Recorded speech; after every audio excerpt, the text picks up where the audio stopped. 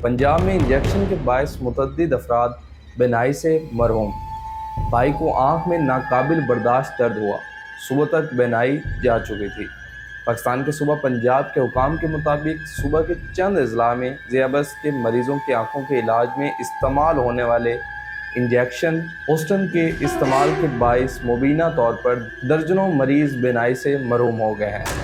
ये खबर इस वक्त सामने आई जब पाकिस्तान पीपल्स पार्टी के रहनुमा चौधरी मंजूर ने सोशल मीडिया पर अपने भाई के इस इंजेक्शन से मुतासिर होने के बारे में बताया था। निगरान वजीर सेहत पंजाब डॉक्टर जवेद अकरम ने इस मामले पर BBC से बात करते हुए दावा किया कि मुतअद्दिद मुतासिर अफराद की बेनाई ओस्टन के जेली इंजेक्शन लगाए जाने की वजह से ज़ाया हो गई है। उन्होंने कहा कि जेली इंजेक्शन लाहौर के एक डिस्पेंसरी के 2 कमरों में तैयार किया जा रहा था, जिसे सील कर दिया गया है। हमने 3 लोगों को गिरफ्तार भी किया है और मुकदमा भी दर्ज कर लिया गया है। इनका मजीद कहना था कि हम इस मामले का मजीद जायजा ले रहे हैं। ये इंजेक्शन कहाँ कहाँ फरोख्त किया जा रहा था, तहम हमने फौरी तौर पर मार्केट में इसकी फरोख्त बंद कर दी है। दूसरी जानिब निगरान वजीर बराए primary and secondary health care doctor Jamal Nasir का कहना था कि लाहौर, कसूर, मुल्तान और सादिकाबाद में अलग अलग डीलर्स जेली इंजेक्शन फरोख्त कर रहे थे। ये इंजेक्शन कितनी मिकदार में कहाँ कहाँ बनाए और फरोख्त किए जा रहे थे, इससे मुतल्लिक अभी तक कोई अदाद व शुमार और हकाइक हुकूमत की जानिब से सामने नहीं रखे गए हैं। ओस्टन नामी ये इंजेक्शन मजीद किन बीमारियों के लिए इस्तेमाल किया जाता है, इस बारे में हमने चंद माहिरीन से बात की है। तहम इससे पहले इस इंजेक्शन से मुबीना तौर पर मुतासिर होने वाले चौधरी मंजूर के भाई के साथ पेश आने वाली वाक़े के बारे में जानते हैं। भाई की आंख में नाकाबिले बर्दाश्त दर्द हुआ, सुबह उठे तो उनकी बेनाई जा चुकी थी।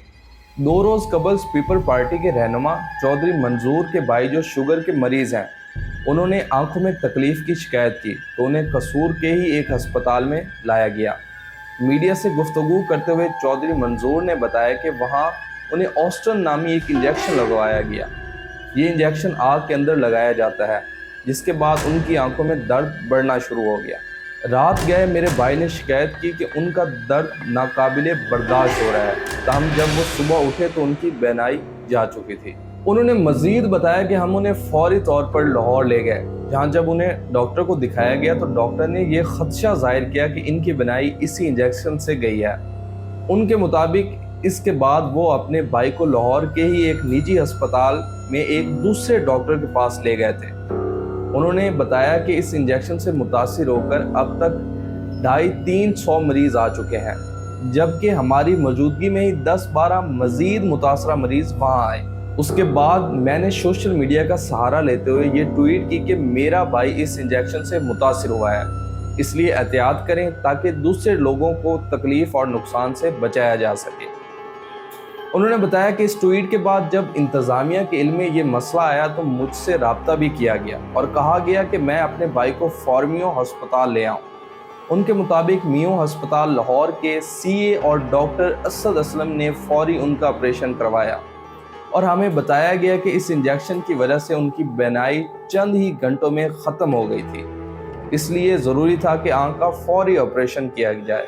अभी तक मेरे भाई की आंख से पट्टी नहीं हटाई गई, इसलिए हमें नहीं मालूम कि ऑपरेशन के बाद उनकी बेनाई आई या नहीं। इंजेक्शन ओस्टन किस लिए इस्तेमाल किया जाता है?